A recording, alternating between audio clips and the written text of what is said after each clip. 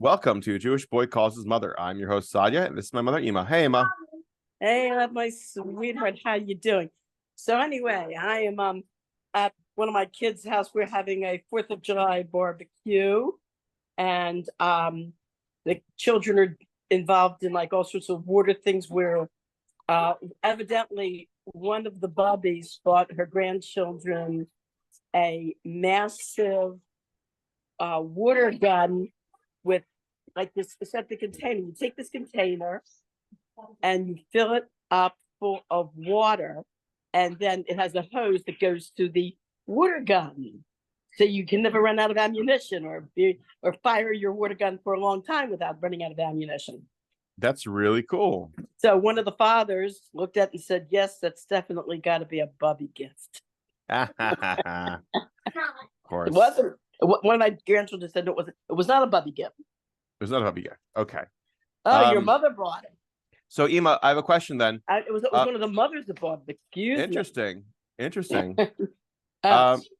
Your sister bought it for her kids. Let me see. I want to show everybody what it looks like. No, Ima, please don't. No. Stop. Like I said before, some people don't want to be exposed appropriately to the internet. So it's just me and you. So please just bear that in mind. Okay. All right. Yes. So I was going to ask you, did you do anything for July 4th when you were a kid growing up? Not a good idea. Okay. For 4th of July. Of course, with the fireworks. Well, where we lived in Baltimore City at the time, we could see the fireworks from Gwen Oak Park at the time. Gwen Oak Park was like this amusement park that was in the middle of Baltimore City. That was not too far from us. And so our house was up on a hill, so we would go outside in front of our house and watch the fireworks in the distance from Gwen Oak Park.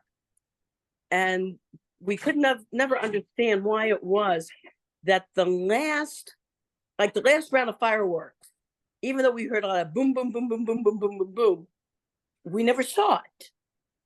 So one year, my parents decided to go to Gwen Oak Park for the 4th of July. And to go to spend the day at the amusement park and to stay there for the fireworks at night.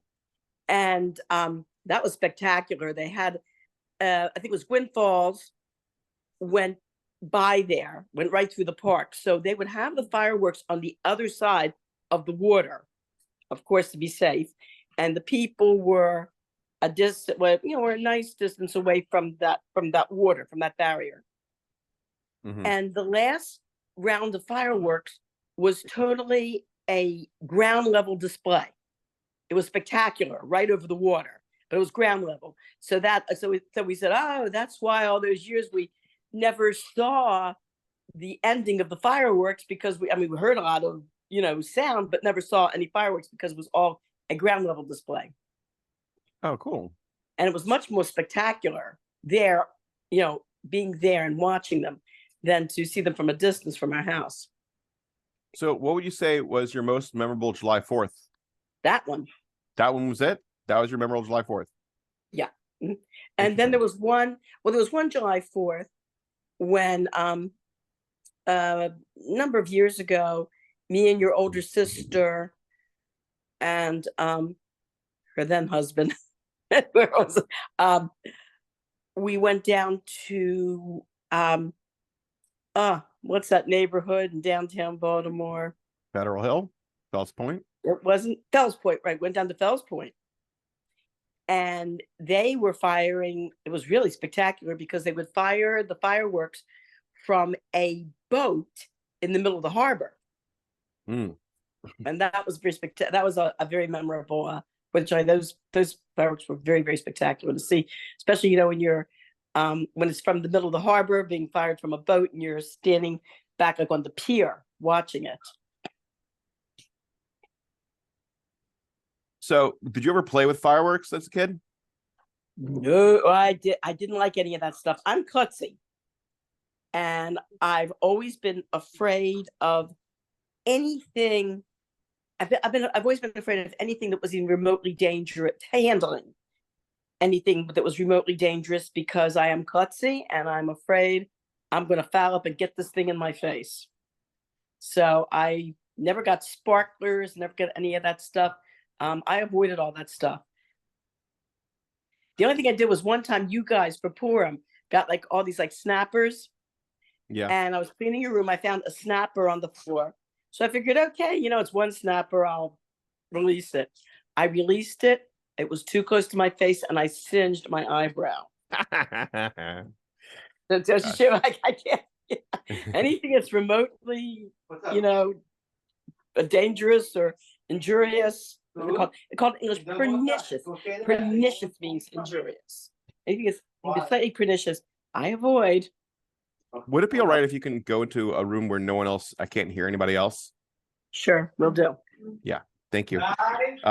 But like shifting a little bit, do you know, we talked like offline about inside jokes you and Tati had, one of them being the box of tissues. You want to like kind of elaborate on that and anything else like inside jokes you would have with Tati? Inside jokes. I'm trying to think any inside jokes.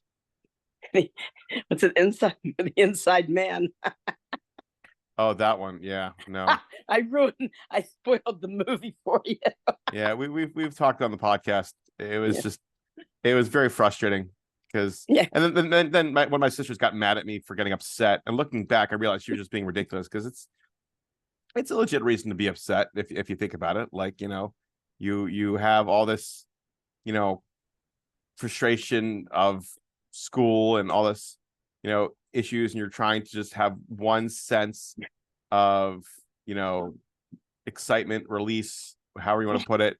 And right before you go ahead and go to the movie theater to enjoy the popcorn, your mother spoils the whole entire movie. And it's supposed to be a mystery whodunit movie, so it wasn't very fun. I was at some movie we were showing. I don't know if you were even born yet. We were showing the kids. The movie about Mickey Marcus, starring Kirk Douglas. Mm-hmm. Mickey Marcus was the American. I don't know if he was a general or a commander. He was a colonel. I think he was a colonel, and he was responsible for going to Israel in the 48 war and really helping. Yeah, right. And the whole movie, the kids know, like we were discussing it, that that he dies during the movie. Yeah. Of course, how he was killed. So from the very beginning of the movie, every few minutes, when does he die? When does he die? Kids are going, is this where he dies? Is this where he dies? Is this where he dies? It's like when you take a trip with younger kids, with little kids. Are we there yet? Are we there yet? Are we there yet? Are we there yet? Yeah. I was going to talk about something else. I talked to you, offline. I was having a conversation with a young adult, 18-year-old guy, about the elections and talking about the debate and how terrible it was. And one of the things I mentioned was like, there really needs to be, the moderator really needs to be on top of making sure nobody says any lies and nobody says any falsehoods or exaggerates anything. And then he chimed in and said, what determines a lie? And it's a real showing of the age of time where, it's hard for people to tell what's the truth or not. And we're getting to that point now where everyone has their own truth and there is no, singular truth that people hold on to. That's what it's always been. As a matter of fact, we're living in a time in the information age where we can just Google anything to find out what the actual truth is. I think we're closer to being able to find the actual facts of things than we've ever been in history. As far as the debates go, I remember as a child watching the Kennedy-Nixon debates, and people called it the gentleman debates. They were very impressed because they said that the Nixon and Kennedy treated each other with a lot of respect. let me close the door here. There's a lot of noise going on. They didn't do any mudslinging. They stuck to the issues, and they just, they discussed the issues. And I thought to myself, wait a minute. I mean, I was 10 years old at the time. I thought to myself, wait a minute. Isn't that the way it should always be? And watching debates, the number of presidential debates that I've watched as an adult, I have been very disappointed in every single one of them. I thought the moderators did not do anything to, first of all, there should not be an audience there. I mean, to have an audience that's cheering or booing, what? You're supposed to be discussing the issues for the American public. Shouldn't be an audience there. Come on. And the moderators themselves have been people who have been very biased. A moderator is supposed to be unbiased, and the moderator is supposed to control to make sure the rules are followed. That there should be no mudslinging. There should be no, name calling. There should be a discussion of the issues and quite honestly, the questions that I see these moderators proposing to the candidates. Most of those questions are not about the real issues. They're mostly many of these questions are very biased in nature. Many of these questions are about bringing up personality issues. I mean, come on, let's discuss the real issues that are facing the country. I also, by the way, I think this year there wasn't any studio audience, if I'm not mistaken. Which I think was very, very good. Yes. That was a step in the right direction, not having any audience. Yeah, sure. I mean, this is not a rally. It's not a sporting event. It's not a rally. There should be an audience. No, there's no reason for it. It's supposed to be entertainment. So I guess my question also is talking about, like, it's the summer. Did you go to any camps when you were a kid? Oh boy, did I. Oh gosh, yeah, I went. Sure, of course, I went to when I was in kindergarten. We discussed this before. My mother really needed me out of the house because I was a very hyperactive kid, and there was only one camp that had a division for kindergartners, and it was Beis Yaakov. Oh, yeah. I think we may have briefly discussed it, but I want to dive more into it. Did you go to sleepover camps? My parents couldn't afford sleepover camps, and actually, I found out later, even though there was help for low-income parents through JFS, there was help for to send your kids if you wanted to send them to the boys to Camp Airy or the girls to Camp Louise, because those are the only two camps that were under the jurisdiction of JFS. Okay. And I found that out when I tried to apply for financial help for you kids. Now, you are very lucky. You got financial help because there was a grant that was given to JFS right that year for children who had been diagnosed with ADHD. Well, that's funny. And you had been diagnosed with ADHD. And this grant went to any camp, religious, non-religious, didn't have to be Louise, didn't have to be Airy. But for your other brothers and sisters, there were years that when I first started calling them, that's when they told me, well, we're sorry, but the only help that we give for any sleepover camp is either Airy or Louise. But, my parents were religious. I think I would have been really happy to go to Louise. My older sister, there was one summer, she was very upset. She wanted to go, all her friends went to Louise. She wanted to go. My parents didn't have the money. They said no. My parents, the thing is that people at the time, especially people like my parents, felt it was a degradation to apply for any kind of help. Interesting. And even though they probably would have qualified for a lot of government assistance, or they would have qualified for sure, they would have qualified for aid sending us to Camp Louise. It was like beneath their, I could say they had a certain, most of the people in that generation had a certain sense of pride. They didn't want to apply for welfare. They didn't want to apply for food stamps. They didn't want to apply for these things because it was, like I said, they felt it was like a personal degradation to apply for these things. You think it might have to do with them going through the depression and feeling the frustration of that, and then it would just be another trigger? Could have been. Never know. But it was a characteristic of the great generation that faced the depression in World War II, that generation did not feel right, like applying for any type of aid. They felt they had to, if they couldn't do it themselves, they would make do without. My parents sent me a course, and they sent me to JCC, Vacation Varieties. Then there was a Baltimore City recreation program where for only $25, it was a whole 6-week program with everything, with swimming and all sorts of activities and music and swimming and plays and trips. It was a really fantastic program in Baltimore City, and so I went there for a couple of years. Really enjoyed it. Were you ever a counselor? Well, when I was a teenager, me and my sisters made our own little backyard kiddie camp. Yes, we talked about that. I remember that. Right. But was there anything like? I became a counselor much later when I was in my 20s. Oh yeah, from a Khonkana, I guess. You were in Montreal. You were a camp. Right. You were a camp counselor in Montreal. Yes. And you guys used to also do like stuff for Camp Amuna back in the day, right? No, I didn't. Camp Amuna happened when your father was unemployed. Rabbi Heck offered him a job for the summer as the camp manager, and Etty could go, and your older sister Etty could go for free.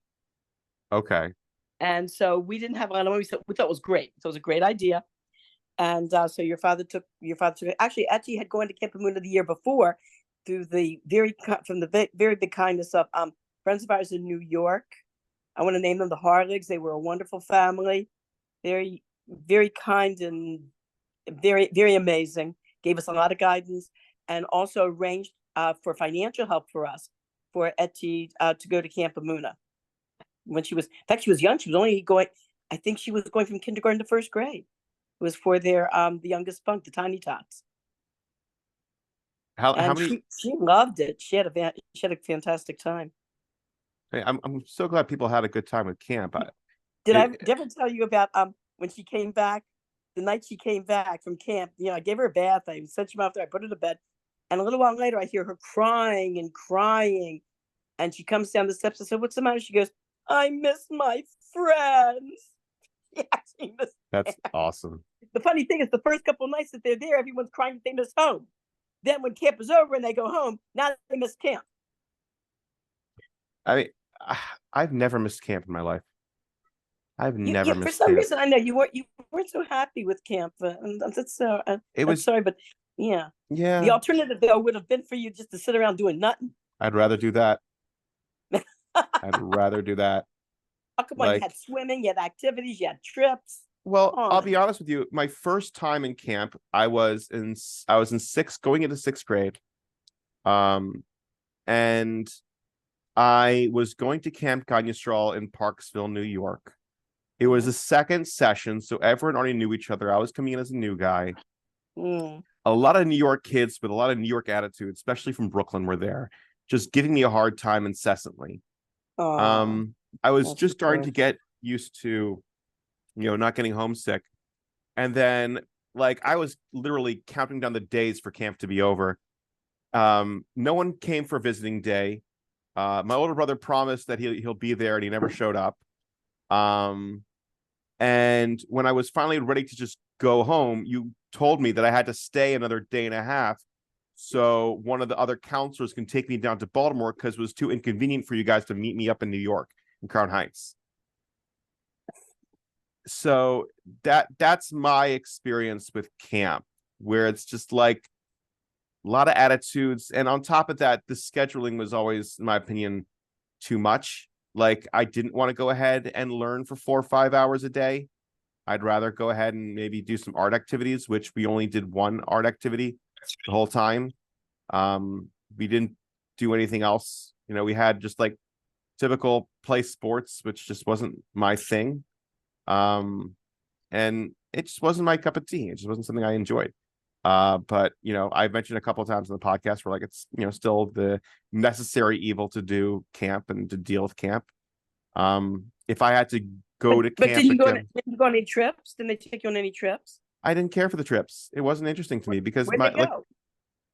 it's here is the official camp trips that every single camp that I ever known go to. First off, ice skating. Second off, roller skating. Third off, hockey. Second off, boating. And then the camp that I went to, we went swimming once the entire time we were there. We had one arts and crafts day, not even day. It was like for 2 hours. That was it. Not even 2 hours. It was like an hour of arts and crafts, and that was it. It was just they claimed they did archery. They never did archery. It was the frustrations I had in camp that I went to because, I didn't want to learn. I did not want to learn. Didn't care for it. I had no desire to.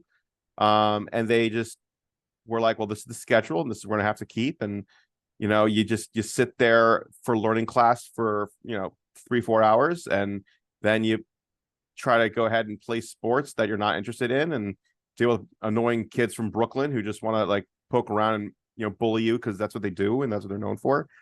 And then, yeah, it just wasn't like, if I had to do it again and go to camp again and go to that same camp with everything else, I would just ignore all the rules and just do whatever I wanted. And I would call them on their BS and then just not, and just have a good time that way, because there were some kids that did that. Quite honestly, there are some camps that have eliminated visiting day, and I'm very glad about that. I think visiting day it's not a good idea because kids are just getting adjusted. They're just starting to, get over being homesick, have a good time, and then boom, visiting day. Yeah. And that night, everyone's crying. They want to go back home, and I just don't think there's. And then the kids who's on, a lot of kids have parents who can't make it on visiting day. Yeah. And those kids, they say, well, they're gonna have special activities for those kids whose parents are not going to be there. No, you still feel. Yeah, look, it's water under the bridge. Yeah. Will I force my kid to go to camps like that? Yeah, I probably will. It builds character. They learn how to deal with, everything. Will I visit them? Or makes you into a character. Yeah, I mean, will I ignore them and not show up for visiting day and then wait a day extra for someone else to pick them up from camp? I don't know. We'll see. We'll see at maybe your parents had certain circumstances. I know the circumstances. It was I'm middle child and disinterested. I get it. I understand. I understand. If I was one of the other siblings, there might have been some effort, but that's okay because that's life, and that's okay. And I'm willing to accept that. But yeah, like I'm sure you had a great time when you were in Camp Amuna. What makes you think that it's middle child and we didn't care? Okay, maybe we tried, maybe we didn't have the money, maybe something else. Trying isn't doing, Ima. But it is what it is, and that's okay. It's fine to have life. Makes the life that you were given makes you the person who you are, and you have to love yourself. So there you go. And that's fine, and that's totally okay and totally acceptable. And you just move on from that. You know what I mean? I'm just really lucky. I had the opportunity to go to camp and go to camp all those years, and even though I didn't like it and wish I stayed home, and still look back at hey, it was something I never really enjoyed, and I never once would do it again, or if I did, I'd do it completely different. But that's okay. I'm not having a visceral hatred and being a Grinch towards camp. I just didn't have a good time. That's all. Sorry about that. It's okay. It's not your fault. It kind of is, but I ain't judging you. Right. It's just the way it goes. I don't know. It's just silly at this point. Like, what does it matter? But my main question was about Camp Amuna. How many years were you in Camp Amuna? I didn't go to Camp Amuna. No, I mean you guys were there. It was just one summer. Well, really, just one summer you were in Camp Amuna? Etty went there. Etty went there What? For a number of summers. That's what I thought. She really liked it and kept, give me that the summer after summer. As a matter of fact, later on, I think she became a waitress there a few years later. So wait, so I'm still confused then. So what did Tati do during the summers? I thought he was like well, that's what happened was after that summer, that's when he after that summer he that's when he got I think the following year was when he had I don't know if he got the job with the state at that time, with the government at the time. And I think he got a job with the state in like 87. Mm-hmm. So my question is, I was under the impression that maybe even later than that, but I was under the impression that you guys had a couple of years. I think it was after Pesci was born. Yeah. After Pesci was born, I think after that he got his job, got a lot of different jobs as a mashgiach, as mashgiach job. As a mashgiach? Job. Yeah, right. Interesting. Yeah. So the summers were filled. So he finally had jobs for the summer. So he was finally working. Okay. And I guess I would say that like when you were a kid and you were a counselor, would you ever like go back to camp? Like if you had a chance to go back to camp now, right? If they were like, a camp for your age, would you be interested in doing it? And like, what would you expect there to be? There is a camp for my age. It's called a nursing home. No, but play with the idea, man. Don't be so quick to just No, assisted living. I understand, Ima. I understand the assisted living, but pretend as if you can have a camp again now. That's not assisted living. Just please play with me. Okay. Let's play with the idea instead of Okay. Swimming, obviously. Swimming, sightseeing trips, really nice menu. Okay. Very nice, like nice bagels, ox cream cheese, vegetables, omelets, like a nice buffet nice spread. Breakfast. Yes. And dinner. I would say boating. Yeah, boating would be nice. I'd enjoy at Party Sauna. We used to joke around about our spacious lake. They had this man-made lake with like this it was a pipe that poured off this water from a little higher up into this like big man-made lake, and it was actually a mud hole. And they had one rowboat that was slightly leaking. Oh. And me and this other counselor who I was friends with, we would get in this rowboat during our free time, and we would just paddle this rowboat around this big mud hole, man-made lake. So we were laughing about if we were to make a brochure about the camp, take a picture of the mud hole from a distance and say, our spacious lake with boating. It's this little mud hole. From a distance, it would look, and the photograph would look like a nice spacious lake. So your time in I guess in Montreal, how did you get that job in the first place? Oh, it's a very good question. I'm trying to think back.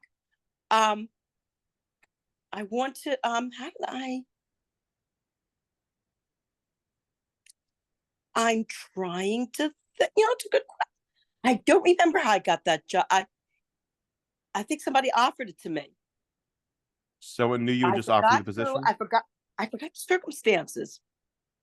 I was going to Machon Khan at the time, and I was working at Beis Rivka. I'd switched from Prospect Park to Beis Rivka. And somebody mentioned the job to me. I said, yes, I would like to have it. Yeah, as a counselor. And that was it. And they put me in. As a matter of fact, they put me in charge of the bus going up to Montreal. The bus left. I remember it was the whole night. We left like pretty late in the day, and I was in charge of making sure, checking the list, making sure that everyone on the bus was there, and that was about it, and just driving and just going up with the bus, and yeah. So did you go there with friends? I mean, people from your seminary? There were a couple counselors there that came up also from Brooklyn. In fact, there was a Baltimore girl that also came up there. We were the only two Baltimore girls, and there was my roommate from Machon Chana. Yeah, she also got a job there. She was the one that came up with the idea of the spacious lake for the brochure. That's awesome. I remember one of the incidences there was that the kids at the swimming pool, the kids were like acting a little rambunctious in the swimming pool. They weren't supposed to be swimming. They were supposed to be in an activity.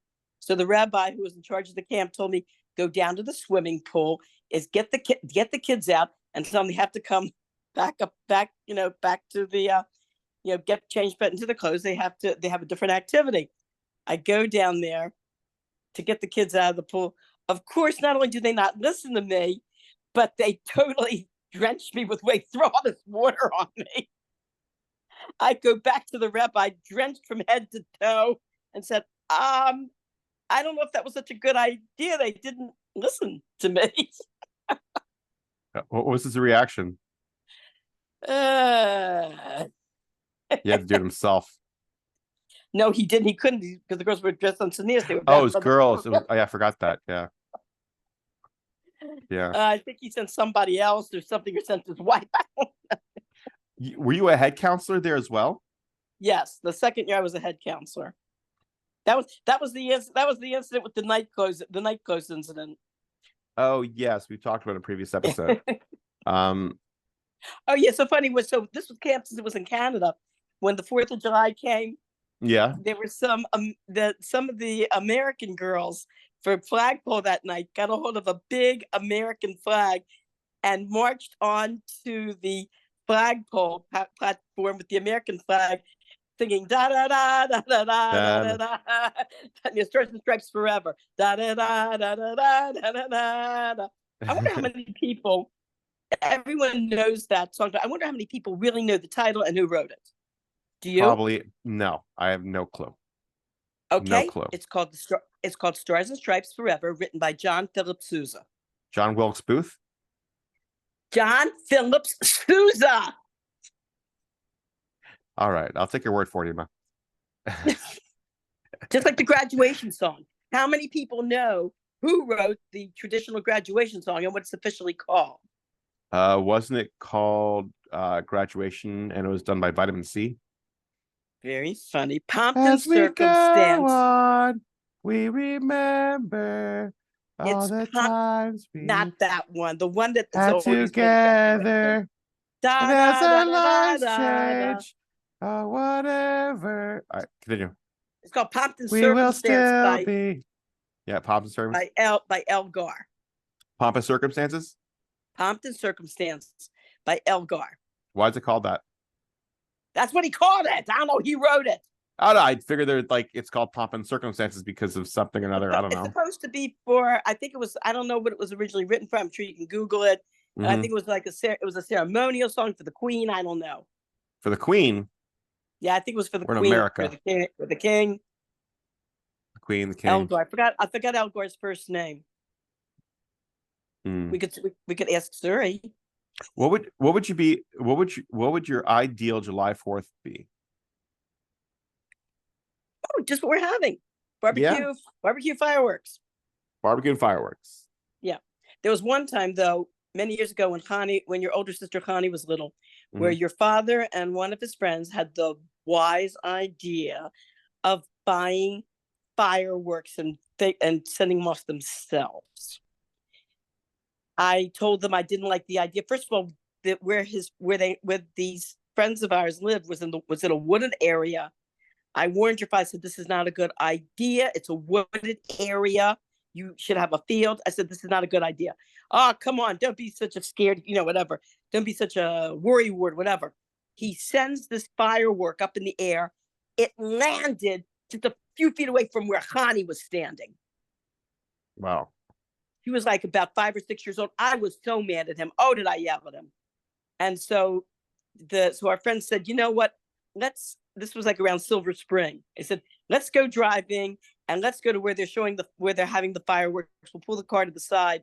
And so we did. We drove around. We found a place where there were all these cars parked on the side. So that was where they're going to send off the fireworks. And we watched the professional fireworks done safely, other than fireworks done by a bunch of amateurs that didn't know what they were doing and almost killed their kid. So I just thought it was better. Well, I'm glad you had such a wonderful July 4th weekend. Sounded really adventurous.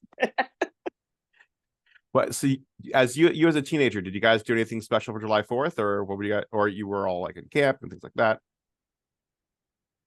That's a really good question because I didn't go away to camp as a teenager, except the only time I went away to camp was when I was 15 years old. I went to that string conference at this college in Westchester, Pennsylvania, but I don't remember that. I don't think that was 4th of July weekend because I don't remember fireworks or anything. And then the second time I went to camp was I went to Marion the following year to Maryland Regional Center for the Arts in Deep Creek Lake, Maryland. And I got a scholarship to that. Fortunately, I had a music teacher, my orchestra teacher, felt that I had some violin talent, and he knew my parents did not have a lot of money, and so he arranged for me to get a scholarship and go to this camp. That's awesome. And how'd you enjoy the camp? I'm trying to think. I don't remember 4th of July fireworks there. I do not remember that. Okay. But in general, me and my friends, we just kind of like another thing we would do for 4th of July. Another great place to go to see the fireworks was a few blocks from my parents' house was the golf course. It was forgot the name. It was off of Liberty. It was off of Liberty Road. It was known for being the biggest